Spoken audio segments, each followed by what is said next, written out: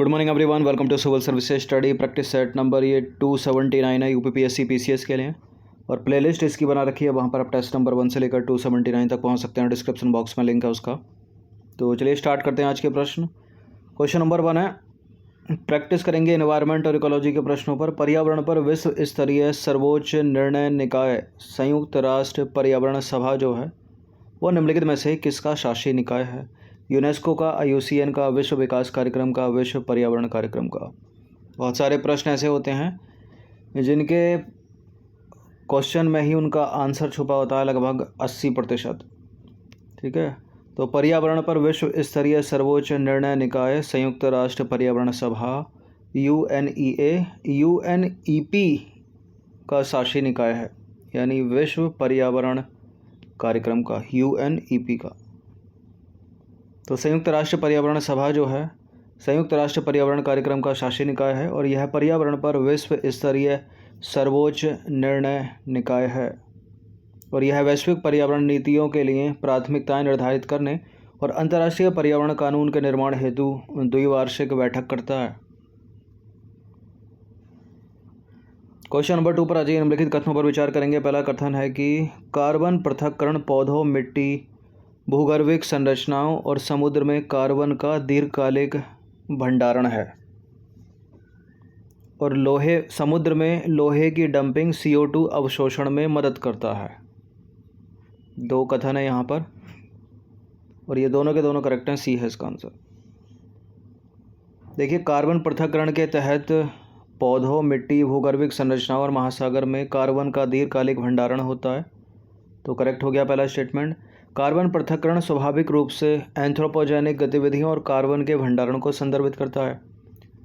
महासागरीय carbon पृथक्करण की बात करें तो महासागरीय कार्बन पृथक्करण द्वारा वातावरण से CO2 को बड़ी मात्रा में अवशोषित, मुक्त और संग्रहित किया जाता है। इसके 2 प्रकार हैं। पहला, कार्बन उर्वीकरण, ठीक है, यानी आयरन फर्टिलाइजेशन के माध्यम से महासागरीय जैविक प्रणालियों की उत्पादकता बढ़ाना, और दूसरा, गहरे समुद्र में CO2 को इंजेक्ट करना। और लोहे की डंपिंग फाइटोप्लैंक्टन की उत्पादन दर को तीव्र करती है। परिणाम स्वरूप होता क्या है, फाइटोप्लैंक्टन प्रकाश संश्लेषण की क्रिया को तीव्र कर देते हैं जो CO2 को अवशोषित करने में सहायक हैं। ठीक है, तो दूसरा भी करेक्ट हो गया। तीसरा प्रश्न है, निम्नलिखित जीवों में से कौन सा कॉलोनी कोलैप्स डिसऑर्डर से संबंधित है? चींटी, मधुमक्खी, प्रवाल या स्पंज? प्रवाल मतलब कोरल। कॉलोनी कोलैप्स डिसऑर्डर से संबंधित है मधुमक्खी, वीज। देखिए, कॉलोनी कोलैप्स डिसऑर्डर CCD एक ऐसी घटना है जिसमें मधुमक्खियां प्रभावित होती हैं, जिसके परिणाम स्वरूप मधुमक्खी के छत्ते से वयस्क मधुमक्खियां जो होती हैं वो गायब हो जाती हैं। और यह स्थिति विभिन्न कारकों से संबंधित है, जैसे कि कीटनाशक जोखिम, जलवायु परिवर्तन और परजीवी संक्रमण। कॉलोनी कोलैप्स डिसऑर्डर का कृषि पर महत्वपूर्ण प्रभाव पड़ सकता है, क्योंकि इससे परागण प्रभावित होने के साथ फसल की पैदावार में कमी आ सकती है। ये नंबर इस पर कॉल या व्हाट्सअप करके आप फुल टेस्ट सीरीज प्राप्त कर सकते हो पेड ग्रुप से। क्वेश्चन नंबर 4 पर आ जाइए। IUCN के अनुसार किसी वर्ग को संकटग्रस्त मतलब इंडेंजर्ड कब माना जाएगा? इनमें से कुछ मानदंड होते हैं इसके, कोई एक मानदंड इसमें करेक्ट होगा। जब परिपक्व जंतुओं की संख्या 2500 से कम होने का अनुमान हो और 20 वर्षों में जंगली क्षेत्र में इनके विलुप्त होने की संभावना कम से कम 70% हो। जब पिछले 10 वर्षों में इनकी संख्या में 50% से अधिक की कमी हुई हो।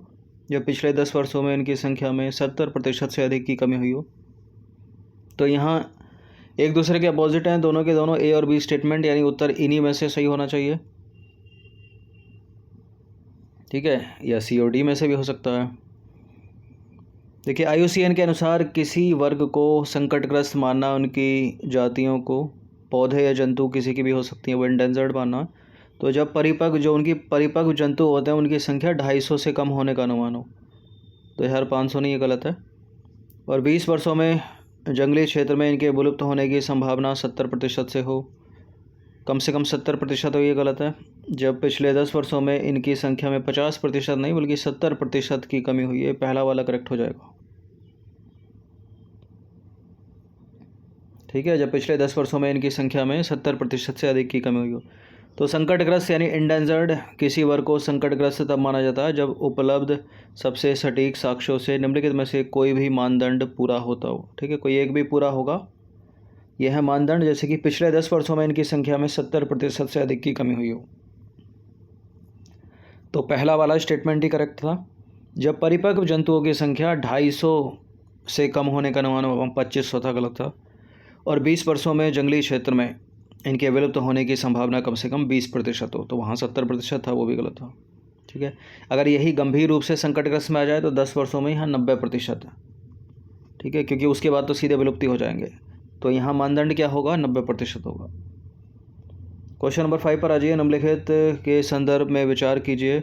ये केकड़ा है, समुद्री फैनी, कछुआ, नीली व्हेल यानी ब्लू व्हेल। उपरोक्त में से कौन से जंतु नेक्टन जंतुओं में शामिल है?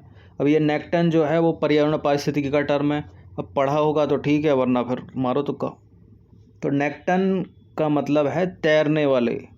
ठीक है, जो जल में तैर सकता है। तो जल में तो कछुआ भी तैर सकता है, नीली व्हेल भी तैर सकती है, समुद्री फैनी भी तैर सकती है, केकड़ा भी तैरता है। तो आसान सा प्रश्न था ये, सारे के सारे हैं ये। ठीक है, यूपीएससी ज़्यादा करती है ऐसे प्रश्नों को। तो नेक्टन यानी तैरने वाले ऐसे जंतु हैं जो तैर सकते हैं। इन जंतुओं का आकार तैरने वाले कीड़ों लगभग 2 मिलीमीटर लंबे से लेकर बड़े जंतु तक हो सकता है, जैसे कि ब्लू व्हेल या नीली व्हेल। इस समूह में केकड़े, बोनी मछली, व्हेल, शार्क, कछुए, सर्प, ईल, पोर्पोइज, डॉल्फिन और सील शामिल हैं। इसके अलावा मोलस्कन, नेक्टन भी इसमें, ऑक्टोपस भी इसमें, समुद्री फैनी भी इसी तरह के जंतु हैं। तो डी है इसका आंसर। क्वेश्चन नंबर 6 पर अजय निम्नलिखित कथनों पर विचार करेंगे। 2 स्टेटमेंट है यहाँ पर। नोरोवायरस एक अत्यधिक संक्रामक पशु जनित रोग है जो दूषित पानी और भोजन के माध्यम से प्रेषित हो सकता है। और लसिका फाइलेरिया जो है वो लसिका प्रणाली को बाधित करता है और शरीर के अंगों में असामान्य वृद्धि, गंभीर विकलांगता और दर्द का कारण बन सकता है। ये दोनों के दोनों करेक्ट हैं, सी है इसका आंसर। तो नोरोवायरस एक अत्यधिक संक्रामक पशु जनित रोग है जो दूषित पानी और भोजन के माध्यम से प्रेषित हो सकता है। ठीक है, तो पहला वाला करेक्ट हो गया। और लसिका फाइलेरिया लसिका प्रणाली को बाधित करता है और शरीर के अंगों में असामान्य वृद्धि, गंभीर विकलांगता और दर्द का कारण बन सकता है। तो नोरोवायरस पशु जनित रोग, ठीक है, दूषित पानी और भोजन से। और मानव में दूषित पानी और भोजन से तो बहुत सारे होते हैं। हैजा होता है, बोटुलिज्म होता है। क्वेश्चन नंबर 7 पर आ जाइए। अग्निकुल का कभी कभी समाचारों में उल्लेख किया जाता है। निम्नलिखित में से कौन सा कथन इसे उचित रूप से परिभाषित करता है अग्निकुल को? अग्निकुल क्या है? भारतीय सेना द्वारा विकसित एक मिसाइल प्रणाली ये नहीं है। देश के विमानन उद्योग को बढ़ावा देने के लिए भारत सरकार द्वारा एक पहल ये भी नहीं है। ग्रामीण क्षेत्रों में फसल की पैदावार बढ़ाने के उद्देश्य से एक कृषि कार्यक्रम ये भी नहीं है। यह एक भारतीय स्टार्टअप द्वारा विकसित दुनिया का पहला, न केवल भारत न केवल एशिया बल्कि दुनिया का पहला 3D प्रिंटेड रॉकेट है। भारतीय स्टार्टअप के द्वारा विकसित पहला करेक्ट है। तो विश्व का पहला है ये 3D प्रिंटेड रॉकेट इंजन। देखिए, अग्निकुल कॉस्मोस IIT मद्रास में विकसित एक अंतरिक्ष प्रौद्योगिकी स्टार्टअप है जिसने अपने 3D printed rocket engine Agnilet के लिए उड़ान स्वीकृत परीक्षण को सफलतापूर्वक कर लिया है। ठीक है, उड़ान स्वीकृति परीक्षण को सफलतापूर्वक कर लिया, तो पहला स्टेटमेंट ही करेक्ट हो गया। यह एक सेमी क्रायोजेनिक इंजन है जो ईंधन के रूप में कमरे के तापमान पर तरल मिट्टी के तेल और अत्यधिक ठंडे तरल ऑक्सीजन के मिश्रण का उपयोग करता है। ठीक है, तो सस्ता भी है। और एग्निलेट इंजन कंपनी के लॉन्च वाहन अग्निबाण को शक्ति प्रदान करेगा जो 300 किलोग्राम तक के पेलोड को पृथ्वी की निचली कक्षा यानी लो अर्थ ऑर्बिट में ले जा सकता है। तो IIT मद्रास का नाम याद रखिएगा, अग्निकुल।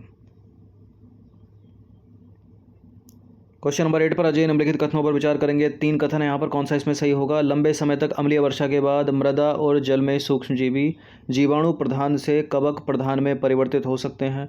अम्लीय मृदा इसमें कार्बनिक पदार्थ के अपघटन की अल्प दर को दर्शाती है और अधिकांश नीले हरे जीवाणु यानी ब्लू ग्रीन एल्गी एक अम्लीय वातावरण पसंद करते हैं। नहीं, ये जीवाणु है, नीले हरे जीवाणु एक अम्लीय वातावरण, शैवाल नहीं है, एक अम्लीय वातावरण पसंद करते हैं। कौन सा सही है इसमें? देखिए पहला वाला इसमें सही है, दूसरा भी सही है, तीसरा वाला गलत है क्योंकि ये क्षारीय वातावरण पसंद करते हैं अधिकांश नीले हरे जीवाणु। तो केवल 1 और 2 इसका आंसर हो जाएगा। जहाँ जहाँ थर्ड है उसको हटा दीजिए। देखिए पीएच मान की बात करें तो पीएच मान किसी विशेष वातावरण में किसी भी सूक्ष्मजीवी प्रजाति के प्रसार और उस दर को निर्धारित करता है जिस दर से ये उत्पन्न हो सकते हैं। अधिकांश जीवाणु और परजीवी का इष्टतम पीएच उदासीन के करीब है। अधिकांश कवक एक अम्लीय वातावरण पसंद करते हैं जबकि अधिकांश नीले हरे जीवाणु एक क्षारीय वातावरण पसंद करते हैं। तो तीसरा स्टेटमेंट गलत हो गया। देखिए इसलिए लंबे समय तक अम्लीय वर्षा के बाद मृदा और पानी में सूक्ष्मजीवी जीवाणु प्रधान से कवक प्रधान में परिवर्तित हो जाते हैं। तो पहला वाला करेक्ट है। और इससे मृदा के कार्बनिक पदार्थों के अपघटन में देरी होती है और जलीय जीवन तथा वनों में कवक रोग में वृद्धि होती है। तो दूसरा वाला करेक्ट है। क्वेश्चन नंबर 9 पर अजय निम्नलिखित में से कौन सा कथन जैव विविधता शीतलस्थ यानी कोल्ड स्पॉट का सबसे अच्छा वर्णन करता है। एक होता है हॉट स्पॉट, यह है कोल्ड स्पॉट। कौन सा सबसे अच्छा वर्णन करेगा इसमें? जैव विविधता का उच्च स्तर और प्रजातियों के विलुप्त होने के कम जोखिम वाले क्षेत्र, जैव विविधता का निम्न स्तर और आवास हानि की उच्च दर वाले क्षेत्र, या जैव विविधता का मध्यम और प्रजातियों के विलुप्त होने के माध्यम से जोखिम वाले क्षेत्र, या जैव विविधता का उच्च स्तर और प्रजातियों के विलुप्त होने के उच्च जोखिम वाले क्षेत्र। क्या होते हैं कोल्ड स्पॉट? इसका आंसर हो जाएगा ऑप्शन नंबर बी, जैव विविधता का निम्न स्तर और आवास हानि की उच्च दर वाले क्षेत्र। ठीक है, जैविक विविधता का निम्न स्तर और आवास हानि की उच्च दर वाले क्षेत्र। तो जैव विविधता शीतलस्थ यानी कोल्ड स्पॉट ऐसे क्षेत्र होते हैं जिनमें जैविक विविधता अपेक्षाकृत कम होती है। वे आवासीय नुकसान की उच्च दर का भी सामना करते हैं। हालांकि एक जैविक विविधता शीतलस्थ प्रजातियों की समृद्धि में कम है क्योंकि यह एकमात्र ऐसा स्थान हो सकता है जहां दुर्लभ प्रजातियां पाई जाती हैं। यह संरक्षण के लिए भी महत्वपूर्ण हो सकता है। तो बी वाला करेक्ट हो गया। और शीतलस्थ यानी कोल्ड स्पॉट अद्वितीय पारिस्थितिक तंत्र हैं जो जैविक और भौतिक रूप से संवेदनशील होते हैं।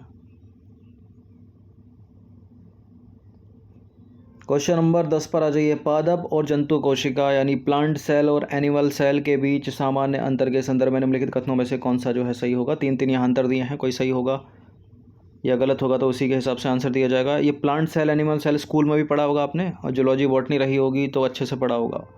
बीएससी एमएससी करी होगी तो बहुत ही अच्छे से पढ़ा होगा। ठीक है, वरना स्कूल वाला जितना पढ़ा उससे भी कम हो जाएगा। तो पादप कोशिका में सेलुलोज कोशिका भित्ति होती है। ठीक है, प्लांट सेल में सेलुलोज से बनी जो सेल वॉल कोशिका भित्ति को बोलते हैं सेल वॉल होती है, जबकि जंतु कोशिका में यह नहीं होती। बिल्कुल करेक्ट है ये। ठीक है, सेल वॉल जो है वो प्लांट सेल में होती है, एनिमल सेल में नहीं होती।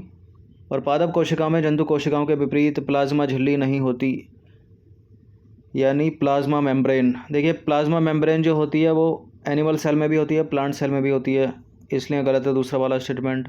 परिपक्व पादप कोशिका में एक बड़ी राजधानी होती है और जंतु कोशिका में अनेक छोटी छोटी राजधानियाँ होती हैं। ये डायग्राम आपने बनाया भी होगा स्कूल वगैरह में। ठीक है, प्लांट सेल में जो है राजधानी होती हैं, रिक्तिका बोलते हैं इसको। ठीक है, और एनिमल सेल में भी होती हैं, छोटी छोटी होती हैं लेकिन। तो तीसरा वाला सही है, पहला सही है, दूसरा वाला गलत है। ठीक है, क्योंकि प्लाज्मा मेम्ब्रेन जो है दोनों में होती है, प्लांट सेल में भी एनिमल सेल में भी। तो 2 को हटा दो तो जरा, तो केवल 1 और 3 इसका आंसर हो जाएगा सी। तो पादप और जंतु कोशिकाएं जो है भिन्न होती हैं क्योंकि पादप कोशिका में कोशिका भित्ति, हरित लवक, प्लास्टिड और एक बड़ी केंद्रीय राजधानी होती है, जबकि जंतु कोशिकाओं में अनुपस्थित होती है और राजधानी भी होती है तो छोटी छोटी। तो पहला तीसरा करेक्ट हो गया, दूसरा गलत है क्योंकि जंतु कोशिका में तारक केंद्र यानी सेंट्रियोल होते हैं और लगभग सभी पादप कोशिकाओं में अनुपस्थित होते हैं। ठीक है, ये है अंतर के मेन बिंदु। और पादप और जंतु कोशिका दोनों में जो है प्लाज्मा झिल्ली होती है यानी प्लाज्मा मेम्ब्रेन दोनों में होती है। इसका डायग्राम देखते हैं चलिए। तो ये है प्लांट सेल और ये नीचे वाली है एनिमल सेल।